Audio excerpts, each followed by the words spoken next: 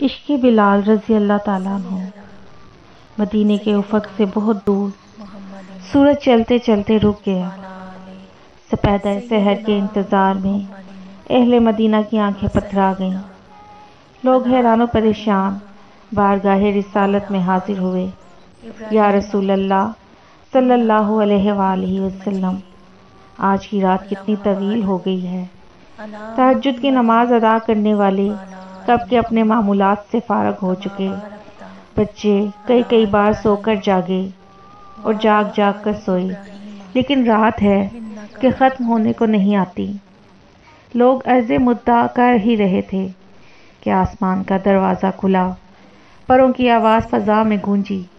پلک جھپکنے پر حضرت جبرائیل امین سامنے کھڑے تھے۔ یا رسول اللہ صلی اللہ علیہ وآلہ وسلم، عرش کے سب سے اونچے کنگرے پر ایک فرشتہ مقرر ہے جس کے قبضہ میں سورج کی باغ دور ہے۔ حضرت بلال کی آواز سن کر وہ مدینے کے افق پر سورج کو آگے بڑھنے کی اجازت دیتا ہے۔ آج وہ اب تک انتظار میں ہے، تاہنوز مدینے سے اذان کی آواز عرش تک نہیں پہنچی ہے۔ ارشاد فرمایا، اذان تو ہو گئی، البتہ بلال نے اذان نہیں دی ہے۔ کچھ لوگوں کی درخواست پر آج سے ایک خوش الحان مؤذن مقرر کیا ہے۔ جبرائیل نے عرض کیا، دل کے عشق و اخلاص کی جس گہرائی میں اتر کر حضرت بلال اذان دیتے ہیں، یہ انہی کا حصہ ہے۔ یہی وجہ ہے کہ عرش تک پہنچنے کی پرواز سوائے ان کی آواز کے اور کسی کو اب تک حاصل نہیں ہو سکی۔ اس لیے جب تک وہ اذان نہیں دیں گے، مدینے کے افق پر سحر کا اجالا نہیں پھیل سکے گا۔ حضرت روح الامین کی درخواست پر حضرت بلال کو اذان کہنے کا حکم دیا گیا۔ جو ہی اذان کے کلمات فضا میں گونجے، رات کی سیاہی چھٹنے لگی اور دیکھتے ہی دیکھتے ہر طرف صبح کا اجالا پھیل گیا۔ اس دن ہر کہو میں پر یہ حقیقت اچھی طرح واضح ہو گئی کہ عشق رسالت نے حضرت بلال رضی اللہ تعالیٰ عنہ کا مقام کتنا اونچا کر دیا ہے، اور یہ فیضان نبوت کے بل پر ایک نحیف و نزار غلام کی آواز میں کس قیامت کی توانائی پیدا ہو گئی ہے۔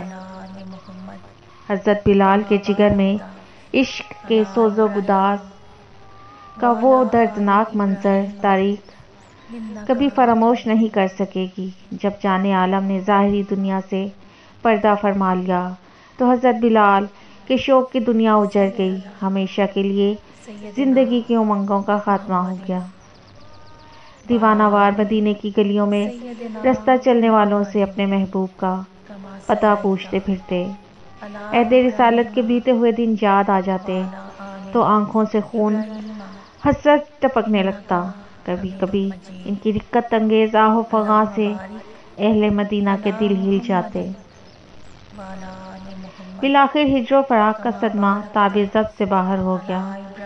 ایک دن سوگوار اٹھے اور ملک شام کی طرف چلے گئے اور حلب میں سکونت اختیار کر لی۔ ایک دن ذرا سی آنکھ لگ گئی تھی کہ قسمت بیدار نے انہیں آواز دی۔ پلٹ کر دیکھا تو طلعت زیبائے رسول سے سارا گھر منور تھا۔ چہرہ انور سے تجلیات کی کرن پھوٹ رہی تھی۔ ارشاد فرمایا، بلال تم ہمیں چھوڑ کر چلے گئے، کیا تمہارے دل میں کبھی ہماری ملاقات کا شوق پیدا نہیں ہوا؟ خواب سے اٹھے تو ان پر ایک عجیب رقت انگیز کیفیت طاری تھی۔ آنکھیں اشک بار تھیں اور زبان پر لبیک یا سیدی کا نعرہ تھا۔ اسی وقت افتاؤں خزاں مدینے کی طرف چل پڑے۔ جذبہ شوق کے اضطراب میں شب و روز چلتے رہے۔ مدینہ جب قریب آ گیا تو دل کا حال قابو سے باہر ہو گیا۔ پہاڑوں، صحراؤں اور وادیوں سے پچھلے دور کی بہت سی یادیں وابستہ تھیں، ایک ایک کر کے حافظے میں تازہ ہونے لگیں۔ چند قدم آگے بڑھے تو سامنے مدینہ چمک رہا تھا۔ اچانک سیلاب کا بند ٹوٹ گیا۔ شدت غم سے کلیجہ پھٹنے لگا۔ بے ساختہ منہ سے ایک چیخ نکلی اور بے ہوش ہو کر زمین پر گر پڑے۔ کچھ دیر بعد سکون ہوا تو اٹھے، دیوانہ وار زار و قطار روتے ہوئے مدینے میں داخل ہوئے۔ انہیں دیکھتے ہی اہل مدینہ میں ایک شور ماتم بلند ہوا۔ چاروں طرف سے جانثاروں کی بھیڑ لگ گئی۔ پھر وہ عالم احاطہ تحریر سے باہر ہے، بتانے سے قاصر ہے۔ جب حضرت بلال رضی اللہ تعالیٰ عنہ اپنے محبوب کے روضے پر حاضر ہوئے، روتے روتے ہچکیاں بن گئیں، غم سے سینہ دہکنے لگا۔ تربت انور کے سامنے پہنچتے ہی ضبط کا پیمانہ چھلک اٹھا، چیخ مار کر زمین پر گرے اور بے ہوش ہو گئے۔ اسی عالم میں لوگ انہیں اٹھا کر لے گئے۔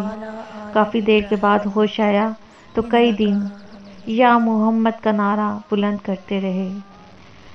جب تک مدینہ میں رہے عشق و محبت کی دنیا اتھل پتھل ہوتی رہی۔ ایک دن لوگوں نے اذان دینے کے لیے اصرار کیا تو آنکھیں ڈبڈبا آئیں۔ فرمایا، وہ زمانہ پلٹا لاؤ جب میرے سرکار مسجد میں تشریف رکھتے تھے اور میں شہادت کی انگلیوں سے ان کی طرف اشارہ کرتا تھا۔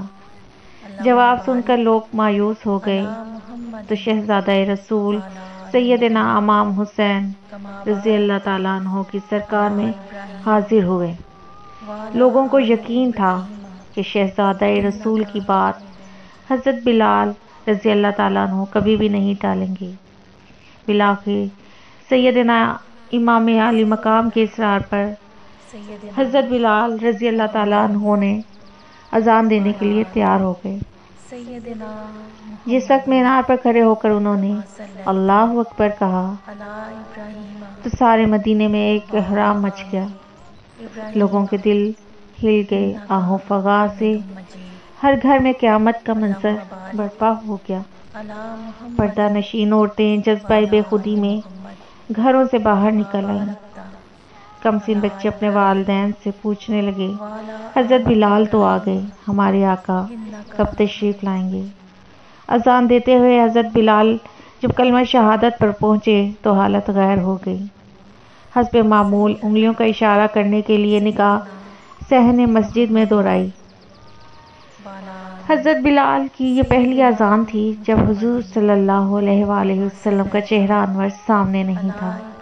ایک عاشق دلگیر اس دردناک حالت کی تاب نہ لا سکا۔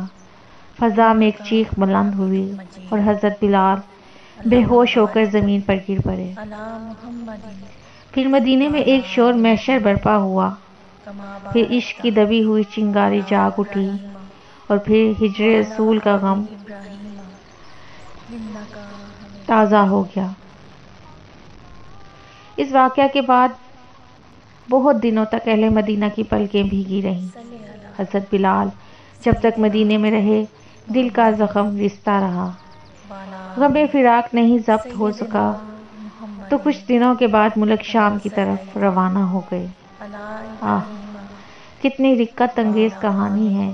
ایک حبشی نژاد غلام کی جس کے تن کی سیاہی غلاف کعبہ میں جذب ہو گئی اور جس کے دل کا نور عرش کی قندیل نے مستعار لے لیا، جو اپنے نسب کے اعتبار سے غلام تھا لیکن حسب ملت اسلام کا آقا کہلایا۔ اے خوش نصیب کہ عشق رسالت کے فیضان نے ایک غبار مشت کو کائنات کے دل کی دھڑکن بنا دیا۔ سبحان اللہ۔